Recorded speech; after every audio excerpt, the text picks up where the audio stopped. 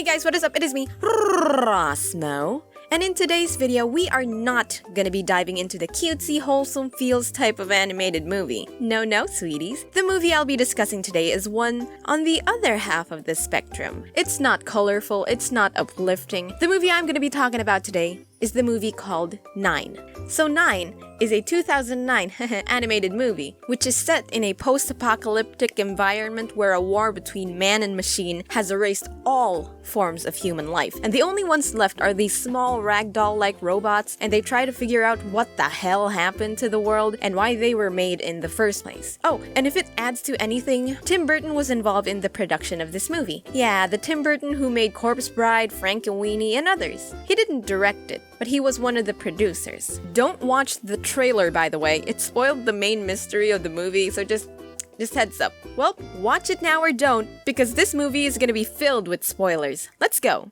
Okay, so initially, I wasn't gonna be talking about this movie. I sort of forgot about it, until I vaguely remembered that one ragdoll horror-esque type movie my art teacher showed us back in grade school, and I remember liking the movie. But all I can remember from that is the number 9, which was written on the back of the main character. Unlike some of you though, it didn't frighten me as a child, but it actually gave me an interest in spine-chilling forms of media. Looking into this movie a little more, I found that this movie was originally from a 2005 Oscar-nominated short film made by Shane Acker, who later went on to create and direct the movie. Compared to the short, the movie looked refined and so much better. But in fairness to the short film, it was made earlier, but also gave a sense of eeriness with the style it was rendered in, which added to the creepiness of the short film. Honestly, animation is the perfect medium for thriller and psychological horror. There should be more of it. So let's split this into 3 parts: story, animation, and characters. Let's discuss the story first.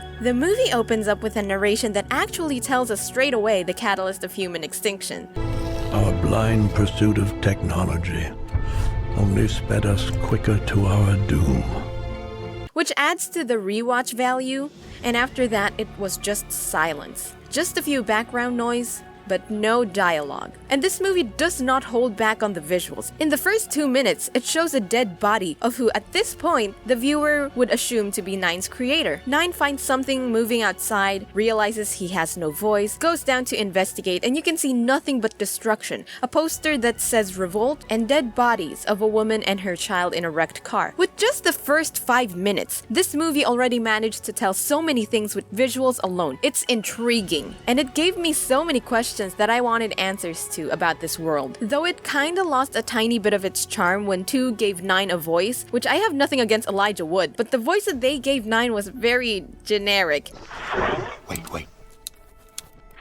Almost there. Friend?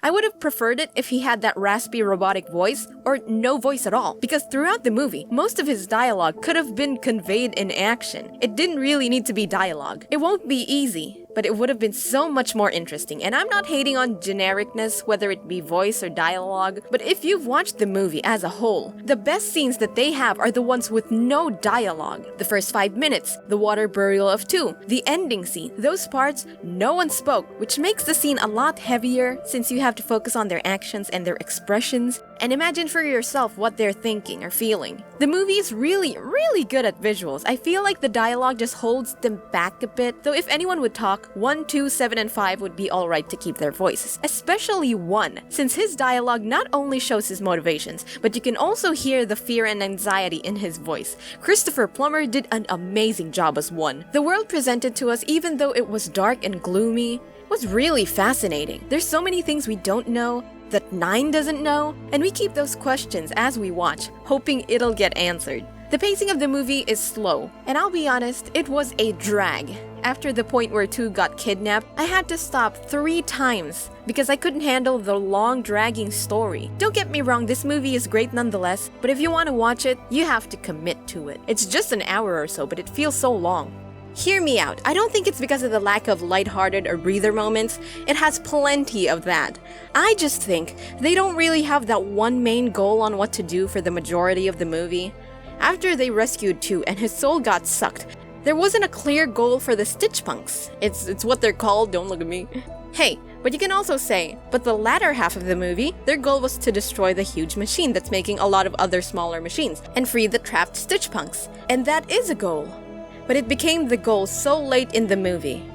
It's a good goal, okay? Other than the fact that 9 was the one who activated the huge machine, and even before that they were still in danger because there were other machines that aren't connected to machine that they called Brain, so even if they destroyed it, there was no guarantee that all the other smaller robots like the Cat Beast, the Seekers, the Spider Bots would be deactivated as well. So it kinda seemed like it was too big a fish to fry. It was explained, but not clearly enough. It was smart of them to add the mystery of how the Stitch Punks came to be though, because it was sprinkled all over the movie, and that kept me hanging on to this narrative, waiting to find the answers to what they really are. They didn't show it straight away. They showed hints, very little all over the movie. And by the end, when you find the answer, it was somehow expected and unexpected at the same time. From this picture hinted in the book and the opening scene, we know that the scientist is in 9, but what we didn't know was that all of them had parts of the scientist, which explains their vast distinct character traits. I like their concept of what a soul or life is, by the way. When the scientist gives part of his life to the Stitch Punks, or 2's soul getting transferred to Brain, it takes an entirely different entity and incorporates some traits of the previous owner of the soul. Take for example the Stitch Punks. The consciousness of the scientist is not in the Stitch Punks, but his personality is spread across them. They have the scientist's soul, but they are their own being now. The scientist has only given them life, just as 2's consciousness didn't transfer to Brain, hence why it's still out there to destroy everything, but it also evolved and started to tinker and create more complex machines because 2 was a tinker, he was a genius. At first glance, this looks like a creepy film, no doubt about that, but throughout the movie, there was only one scene that actually left me anxious and scared, and it's probably not the one you think. It's right by the end when they killed off Brain and they were just chillin' and having fun, and then 5's vinyl rolled away and the song Over the Rainbow from Wizard of Oz plays in the background. While you watch him chase it and then stop, you know something is coming, but everything feels so happy and relaxing that it gives that creepy feeling that something is wrong. Even when 5 looked horrified, the music continued to play. Little bluebirds fly beyond the... You know it's Brain, but the implications that it's still running is scary, especially since 5 is out in the open without anyone around him to help him. That's frightening. In a short scene, it gave a momentary fear of the unknown, and then a sudden feeling of helplessness. It's terrifying if you quickly caught up to what was happening in the scene, and I love it. All in all, the story is nice, and it's not labeled not for kids because it handles heavy, dark themes, but because I feel like if a child were to watch this, all the dark vintage color schemes and silence would leave the kid bored at the end, or at some points. Or the nightmare-like machines would keep them up at night. The theme of the movie mainly gives the audience a question to ponder on. Questions like, is technology bad? Or is the urge to speed up technological advancements really a good thing? And the main question, why do we exist? What's our source? But to let you know, the point of existentialism comes down way harder and way more obvious at the ending of the short film rather than in the movie. Because the short film starts off with 9 all alone and only showing 5 with him in a flashback, only to tell the audience that every other Stitch Punk before 9 is dead. And after freeing the souls, he walks off. And now I was left wondering, oh, what the hell is he gonna do now? And when I asked that, I immediately realized that that's exactly what 9 must have been wondering as well. And it becomes all the more daunting when you realize that he has to face this question as he goes on alone. What if there wasn't anything he should or can do now? There's nothing here. There's no one with him. What is he still there for? And I think that emptiness is chilling. In the movie, he is left with 7, 3, and 4, and it ends like this. What happens next? I'm not sure, exactly. But this world is ours now. It's what we make of it.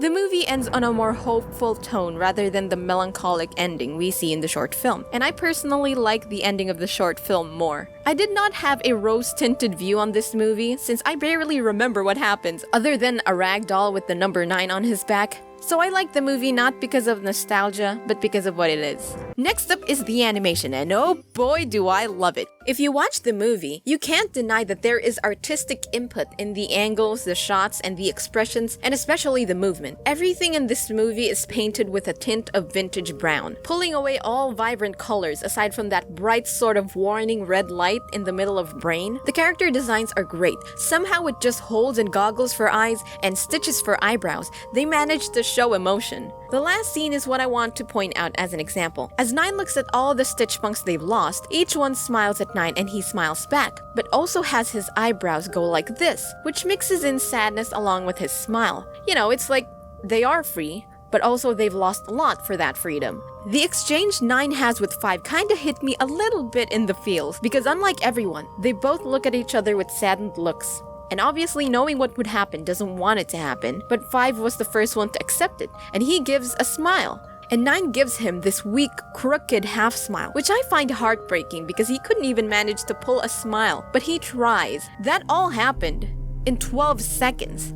Amazing. So much emotion told in that short span of time. And then it rains, and I can't say for sure, but to me, that kinda expresses the sadness they have for the ones they lost. They're dolls, so they can't cry. So how do you show that they're so sad they weep for the death of their loved ones? They make it rain. And I thought of that when I saw 7 wipe the rain off from under her eye.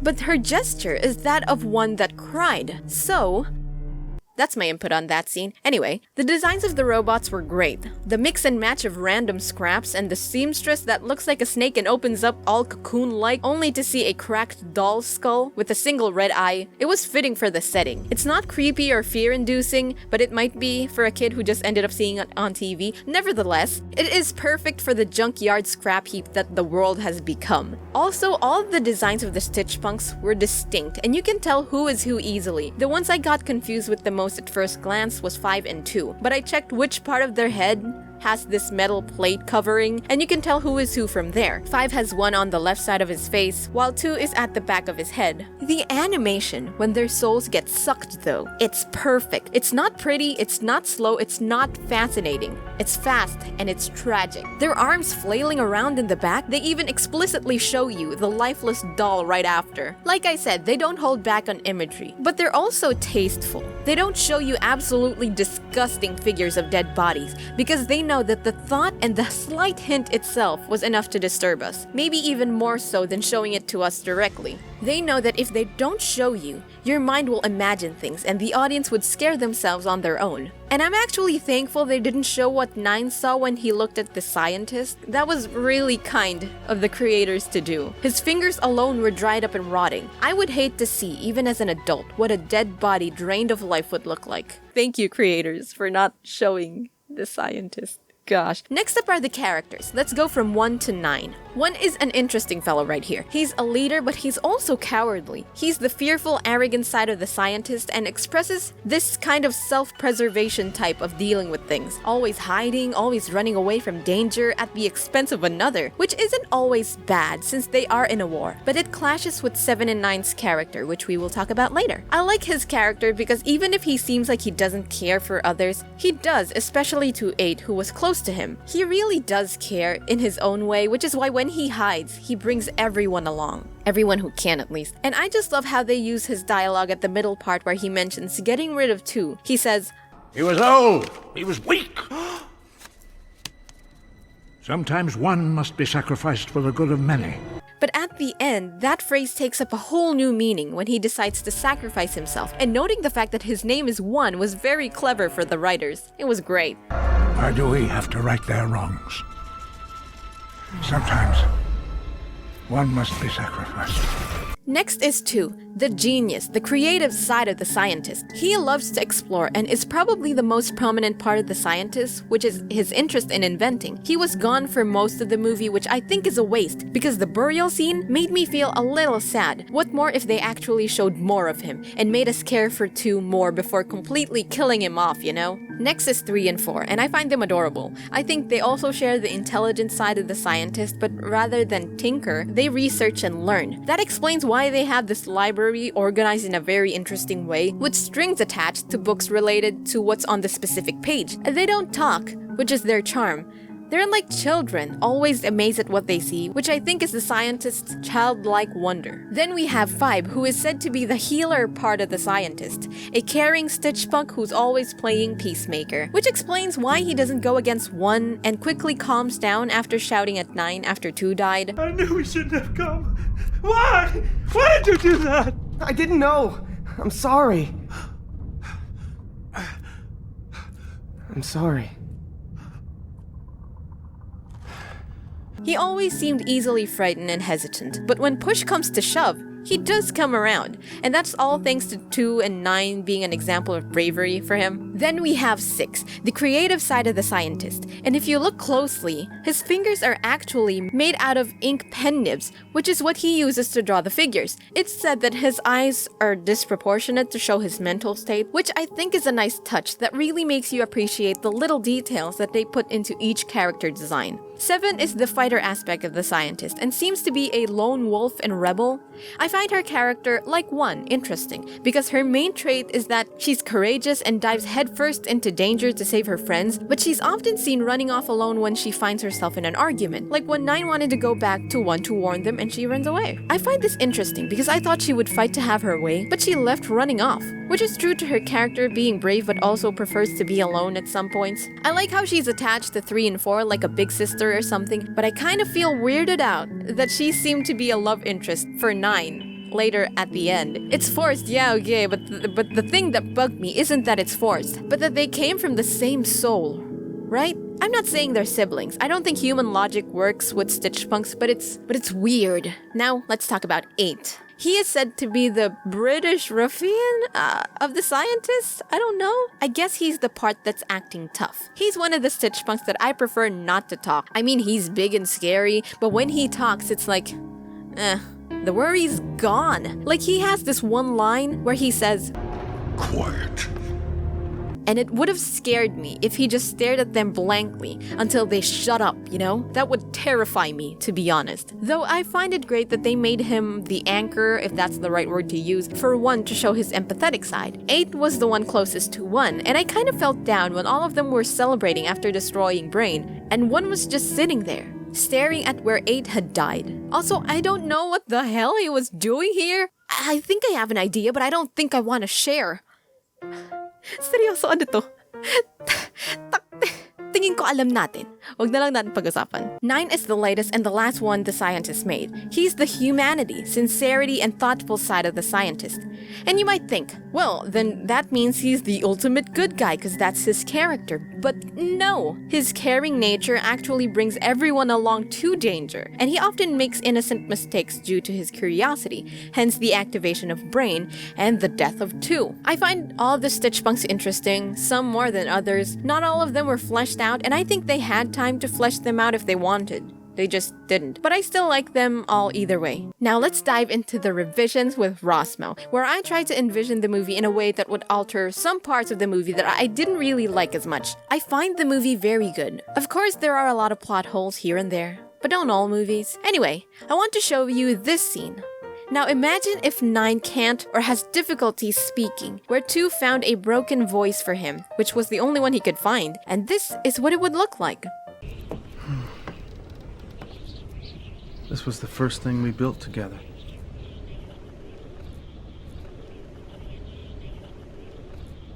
Us? But he could be anywhere out there.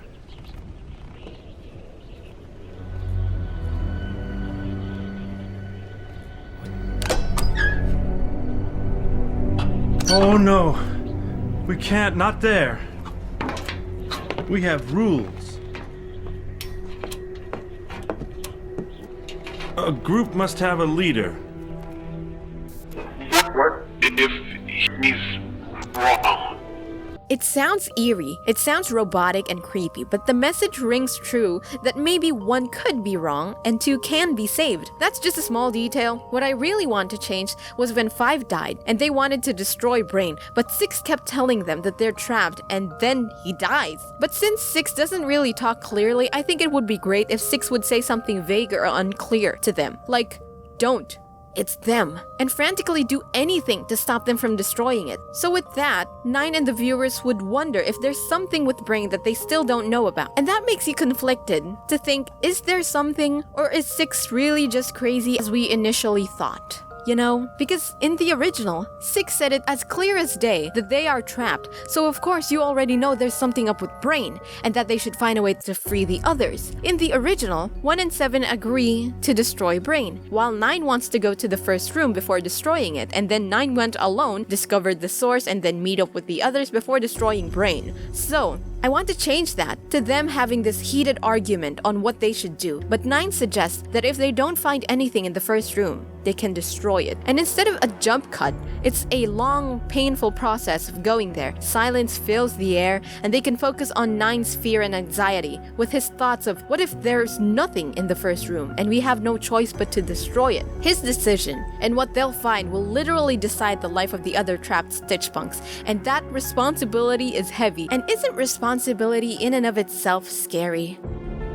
Anyway, I want all of them to go back to the first room, find out where they came from, and then plan a way to free the souls and destroy Brain, rather than meet up right then and there when they're about to destroy it. That way we know clearly that if they shut down Brain, all the other machines won't be active, because the only reason they are is to power up Brain. To be honest, for the ending, I really do want it to be the same as the short. It's not happy, it's not hopeful, but it shows that no matter what happens in their life, they have to go on. They don't know how or why, but they go on. But I think they made the ending a little bit more hopeful, so that you don't finish the movie with existential dread 9 had in the short film. I would have liked that though, but I'd rather not change the ending of Who's Left to Live of the post-apocalyptic wasteland.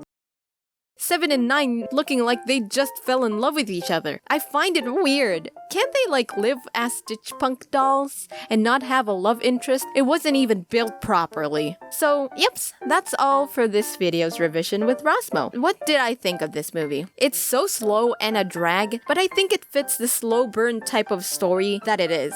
So I'll give it a 6.5 out of 10. Probably right there with Leap, or a little bit above it. I'm kind of glad my late art teacher made us watch this movie back in elementary, because it's really artistic. We might not have gotten the gist of it back then, but now we can. Honestly, I'm sad that there's not a lot of psychological horror or thriller animated movies, because it would be perfect for the genre. They could deform the human body to make even regular characters eerie and off-putting. And I don't mean the horror kind of jump scares and build-up suspense. No, I mean the kind of movie that creeps into your thoughts on a regular day and just scares you through your thoughts. You know? Thanks so much for watching this video, and if you know any old or underrated CGI or 3D animated movies, let me know down in the comments. So yeah, big thanks to my awesome patrons. And shoutouts to my boy Christian V over here. I bet he's not suffering from existential crisis like me.